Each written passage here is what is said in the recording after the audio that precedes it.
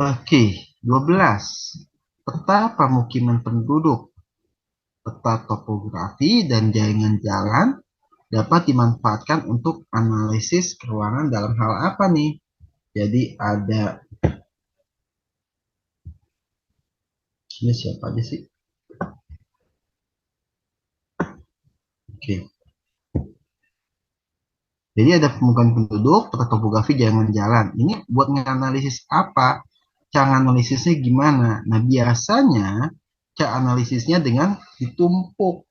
Ada peta dengan penduduk, bawahnya ada topografi, bawahnya jalan-jalan, ditumpuk tuh jedet. Ya. Bisa dilihat.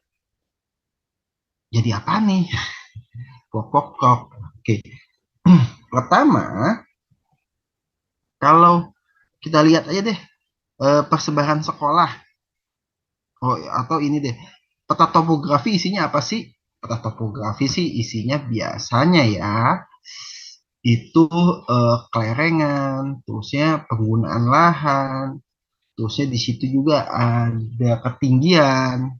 Nah, seperti itulah. Penggunaan lahan tuh, sorry, bukan penggunaan, tutupan lahan. Tutupan lahan itu bisa aja hutan, kebun, sawah, semak belukar, lahan terbuka, permukiman. Oke, seperti itu. Nah, sekarang bisa nggak sih dari tiga peta ini kita ngelihat sekolahnya ada di mana sih? Ada, bisa nggak kelihatan sekolah? Biasanya sih sulit. Ya mesti nebak jadinya. Ada sih beberapa topografi yang ngasih tanda oh ini sekolah, tapi jarang. Kalau kuburan, iya. Kenapa? Karena kuburan kan luas. Kalau sekolah kan, apalagi di daerah-daerah tertentu, ya sekolah ya kecil, nggak gede-gede banget, nggak kayak mungkin di Jakarta mungkin ya, atau di tempat-tempat lain itu, atau pondok pesantren yang gede. Jadi kalau sekolah ya berapa gedenya sih sekolah? Jadi kadang-kadang nggak muncul di peta topografi. Jadi yang udah nggak bisa tuh. Terusnya daerah wisata. Daerah wisata bisa nggak dilihat? Ya kita bisa lihat sih di peta topografi. Oh ini pantai, oh ini danau, oh ini gunung. Nah, tapi apakah itu dijadikan daerah wisata? Ada keterangannya ternyata tidak. Sehingga yang D kebuang lagi tuh. Nah, terusnya kalau pemusahan penduduk bisa nggak sih?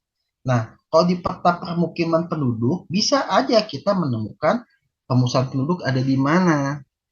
Jangan jalan juga bisa kita ngelihat jalan-jalannya kayak gimana nih. Kalau pemukiman penduduknya padat, jalan-jalannya seperti apa. Oke, tapi ngapain ada peta topografi? Buat apaan kalau cuma ngeliat penduduk doang? Berarti bukan itu jawabannya. Aktivitas pertanian.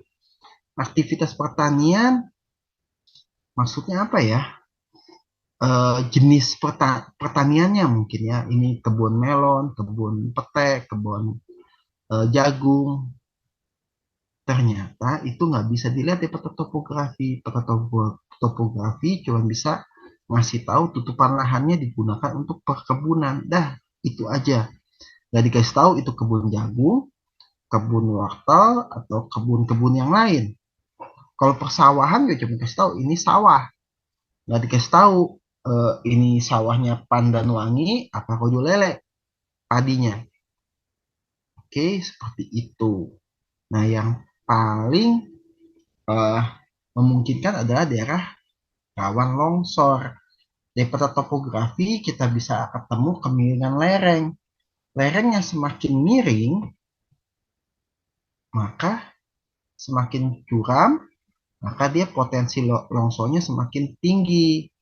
Apalagi di lereng yang miring tersebut tidak ada vegetasi, nggak ada tutupan lahannya, botak begitu aja. Maka potensi longsor semakin gede. Terusnya daerah rawan, rawan itu kan bahaya kan. Nah, bahaya buat longsor. Kenapa dibilang bahaya?